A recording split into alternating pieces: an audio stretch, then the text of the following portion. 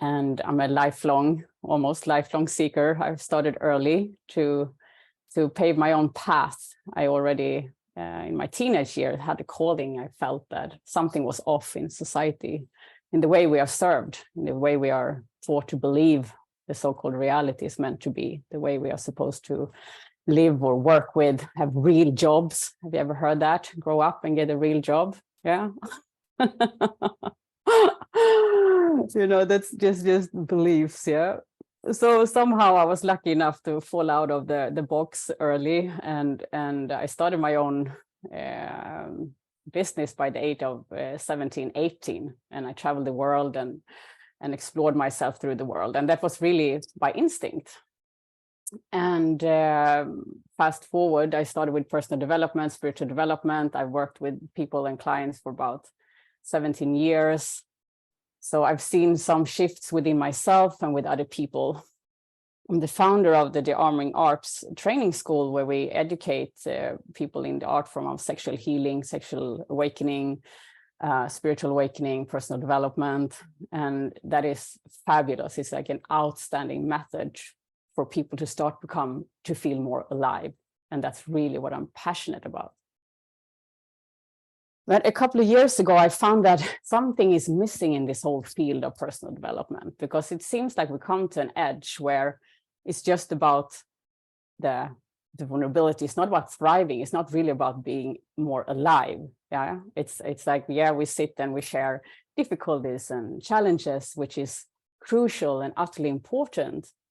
But what I noticed would be the big next step was actually to start to show up with our gifts and services in the world. And that equals so much, if not more, challenges for many. Yeah, is somebody who can relate to that?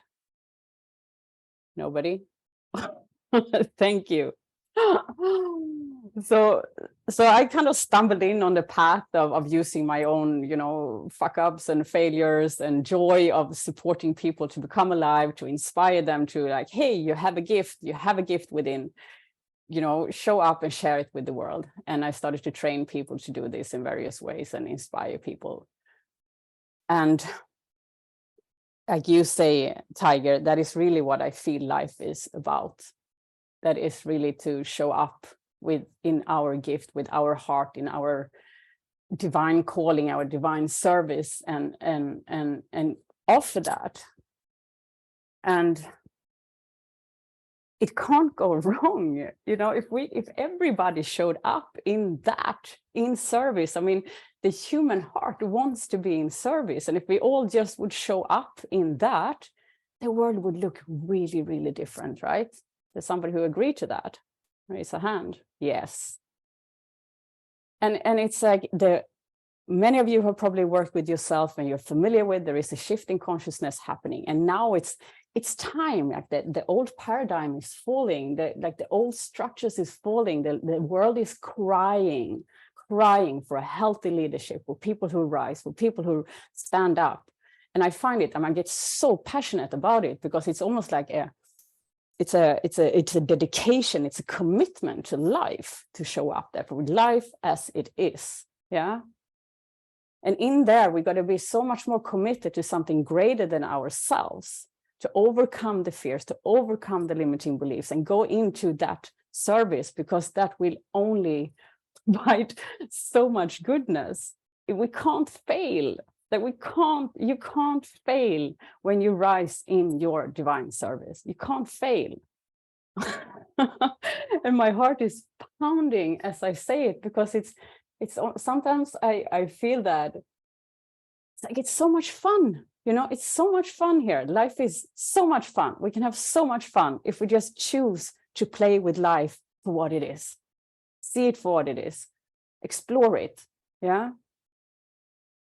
Does that resonate with you? Yeah. So what is it that holds you back? What is it? What are your glorious limiting beliefs that holds you back? Are you willing to share some of them in the chat box?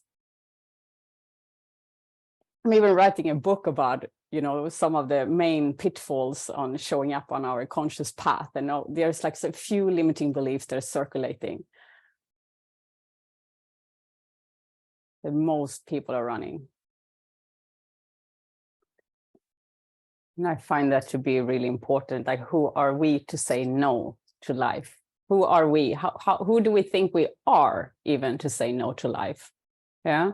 How many of you in here do actually feel that you have a calling in your heart, that you're meant to serve, to give, that you have a gift to give? Raise a hand. Thank you. And how many in here are actually using your unique gifts, talents? Like, who of you are actually showing up and giving your gifts? Yeah. So what's in the way of you and you? And like I saw in the comments, somebody said, like, if somebody's questioning you, like, you need to have a real job. I remember when I was younger, I remember my father was like observing me. It's like, yeah, one day she grow up and she get the real job. That never happened according to standards. Like, what is a real job? It's a mental construct. Who decides that? And I find this game, it's important and useful and magnificent to look into those beliefs. Yeah, it's hard to make money. I cannot give my gift because that needs to be a side hobby. I cannot make money out of it. I don't have time. What if with the right tweaks, you will even have more time and more free time, and you will serve your clients even more and even deeper, and you make more money? What if that is an actual possibility? And the same with money. I want to pick up on that one you shared, Tiger, because that was a big limiting belief that I put on myself for a long time, that I was spiritual and it was not spiritual to make money. And I had to work really hard, to be honest, to turn that one around, really hard. So today I look at it instead, okay, there's one side of it, money is the root of all evil, I used to tell myself. That's one side of it, but of course it's not money itself, it's the energy we fuel into money. Money is innocent. The only value is in our head. Yeah, the only value that money has is what we choose to put on it. So imagine then, as conscious beings, serving with our hearts, contributing to raising awareness, contributing to share our gifts in the world, would earn more money, and what we could do with that. Yeah, what change we could provide in the world, what we could contribute with, what causes we could help with, other people we could be generous and serve and give. And that is to create the new economy as well. That is to change these beliefs around money. And I think I feel that is important, but can be useful. Anybody who resonates with that? Like, if we just shift the belief from where we are coming from and what we choose to do, and the intention behind, it's always the intention behind what we do. It's always the intention. Yeah, I can pick up on that. It's interesting because it's really the greatest failure. We are afraid of failure, but then we fail on ourselves being afraid of failure. We have one life, and sometimes when I meet my growth edges, nowadays I've learned to edge them, and I know if I'm not excited and almost gasping after air, then it's not, my goal is not big enough, or the stretch is not big enough. But I used to be so afraid of success, failure. I canceled sessions, I canceled workshops, I hide, I didn't show up. I was ashamed of showing up. I was like, who am I to take space in the world? Like, I was dimming my light. So I have had to work really, really hard to be who I am today. So I can really recognize those, I've gone through all of those, as much as I know those limiting beliefs that I hear I'm not supposed to shine, and who am I, who do I still have the voice in my head saying, who do you think you are? Yeah, and learn now this protection mechanism, it wants me well, it wants to keep me safe. Yeah, so I'm like, okay, this is my friend now. But believe me, it's been a hard, challenging journey to understand that is my friend, because it hindered me. I allowed myself to be hindered by that voice so many times. But somehow there's been this longing to grow and the curiosity to explore life. Yeah, it's strong. And the beauty is like the opportunity and the possibility to explore who we are in life. It's not about so much who we want to be, it's who we are becoming during the way of exploring ourselves. It's like, oh, today I can put on that costume. Oh, okay, today I can put on that costume. Oh, okay, how can I play this? So it's the attitude of play and curiosity and not taking it so serious. Yeah. And at the same time, taking your life utterly serious because it's your life. Yeah. It's like, I am committed to live the best of my life. Yeah. I'm committed to that. I choose that. Because in the end of days, often what I sit then when if I have a goal or a dream or an achievement that scares me, I'm like, okay, am I willing to drop this? I ask myself, if I sit in a, in a chair and I'm 80, 90, whatever, and I look back at my life, and if I drop this dream, will I be happy? Like, yes or no? No. Okay, I'm going to do it. Like, what do I want to remember that I did what is the life I desire to live? What is it that I want to contribute with? What am I here to do? And how willing am I to follow that more than my own belittling mindset, my own fears? Yeah.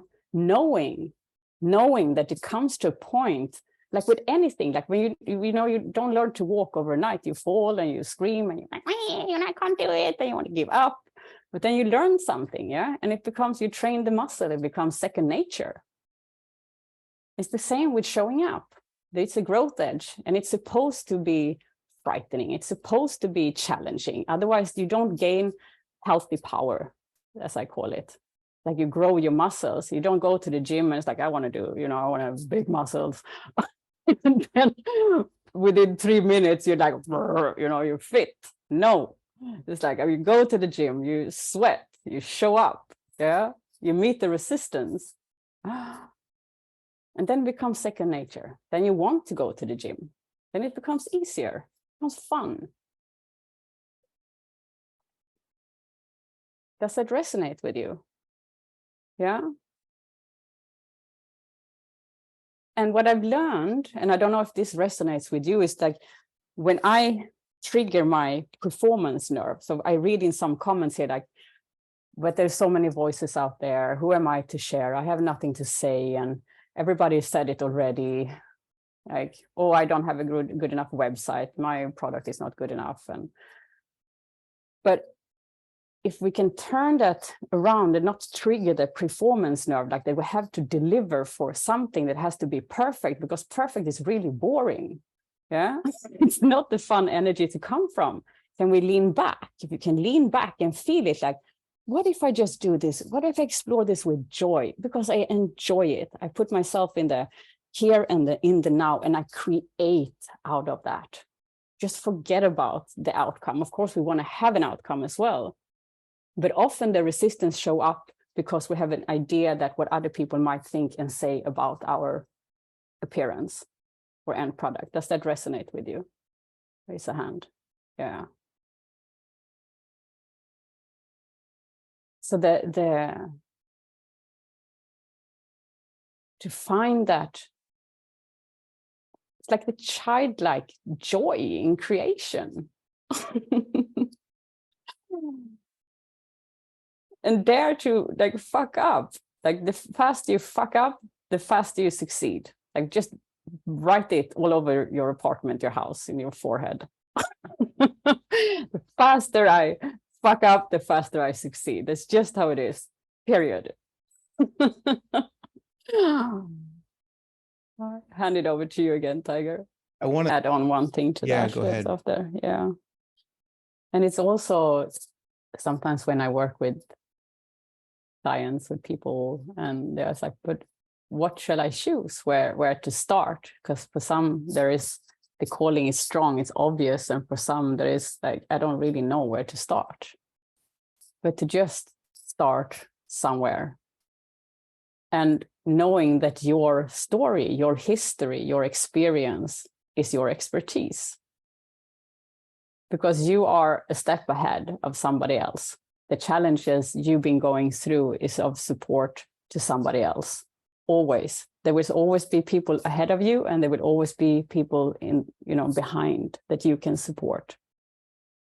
And this is why trauma can become a superpower, for example. A trauma is a superpower. It depends on what do I choose to do with that particular experience of my life. Do I choose to become a victim for the rest of my life and complain and feel victimized and wounded?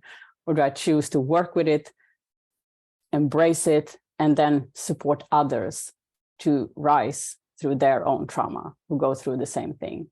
It's a superpower, yeah? So if we choose to learn from all the experience that we have, that is our gift.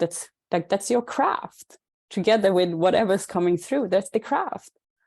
And start somewhere. Like when I started on my journey, I started with Reiki healing. I don't do Reiki healing anymore, but that, led me to study shamanism. I lived in the jungle. I studied, yoga teacher training. I did God knows all kinds of different things. And I ended up with Tantra and sacred sexuality. And so life just brings me because I'm open. So I'm like, okay, now I learned this and I explore, and it's a learning curve. And then I find something else, and then I'm down there, and then I move on. I could not figure out ever to sit here and do this today. It's completely out of my control. I've just been open and following inner guidance. Yeah. And then I end up with fun and a lot of struggle, of course. Yeah. A lot of challenge. But it's just how it is. So to take that first step is always a way forward. It's the way forward. Yeah. One little step. Every little step counts. Much better. I mean, I jumped way too fast, way too quick, way too many times until I realized, like, Jesus, by taking those giant leaps when I was not ready, I actually slow myself down. So just one step at a time. Then in 1 year, you will be quite far ahead, even in a month. Yeah. But to sit and overthink and not take action at all won't lead you anywhere. Yeah. Does that resonate with you? Is that helpful? Yeah. Beautiful.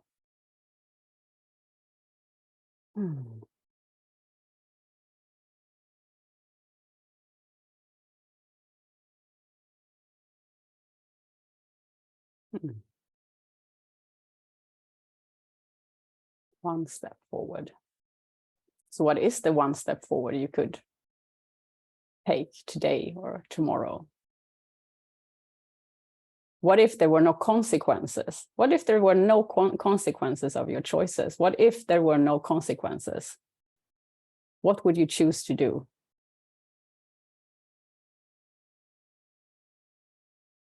If there was no judgments, was no right and wrong. I mean, I believe that all of you come with good intentions.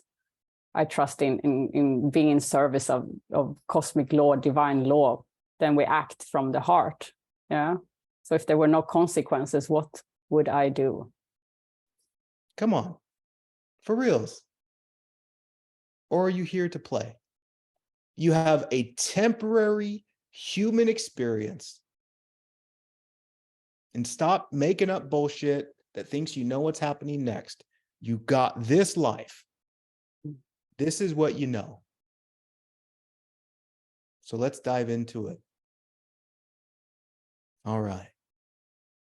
I wanted on it with one tweak to that, which is the beauty of when we choose, many of us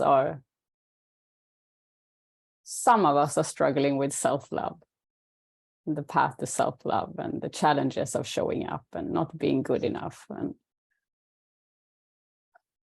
we desperately, try to show up for other people, doing good, maybe pleasing, overriding ourselves. And in the core, there is this itch. Yeah. But the beautiful thing is that when we start to listen to that inner calling, our voice, and take our gift or our longing serious and start to apply focus, even if you do one little thing in a day, it would bring satisfaction. Because you show yourself that you matter to yourself, and that your path matters, and that your gift matters. And if you don't believe me, I simply invite you to try that out. Like, wow, today I did a few things, and I can go to bed and I feel nourished, I feel satisfied. I come into a momentum. I want to create, I want to do more. Yeah. And we tell ourselves that I matter. I matter. What I have to offer matters. And this is why I find, which has been a game changer for me and the people I work with, that the so-called business development is a path to self-love. We self-actualize. We nourish this inner plant, our own inner seed. We give it water, we give it food. It's like, hey, I'm listening to you. Come out and play. I'm here. We hold space for that wants to flower within us to flower. It's almost like a cosmic joke, especially in this personal development field, where we spend so much time of repressing, or I did. I don't know if you can relate to that. Repressing ourselves, and we dig into the wounds, and we might even create more wounds, which is absolutely necessary, but for another call. But what I saw, the shift, the beauty, how people start to radiate and shine by nourishing, choosing on a daily basis to nourish our inner plant.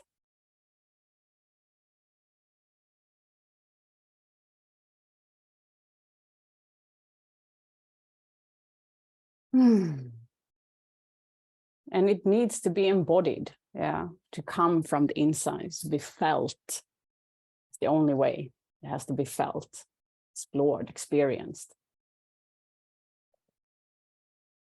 And I want to end that, because I know it's time to wrap this up as well with, this is what I love. I choose to use the name diamond because it actually means soul essence. There is a myth around the diamond, that we are all coming to this planet, onto this life, into this body, and somehow forget our divine plan. There is a plan for our soul. I can look at when I talk about integrated spirituality, it's personality, it's soul, it's spirituality, and we kind of elevate between the three. Sometimes we're lost in the mindset, in the personality, and we nag, and then whoops, we come up to the soul perspective. We want to give our gift to the world. We feel the earth, we feel everything around us, and then we have some magical divine kiss with divinity, and it's like, oh, here's joyful, and boom, we fall down again. I mean, it's just how it is. It's life. But the diamond, it actually means soul essence, and it's the blueprint for your unique expression. Yeah. And its core, it actually means true joy. So when you're in connection with your true essence, living the gift that you truly are, that equals true joy. And I find it so beautiful.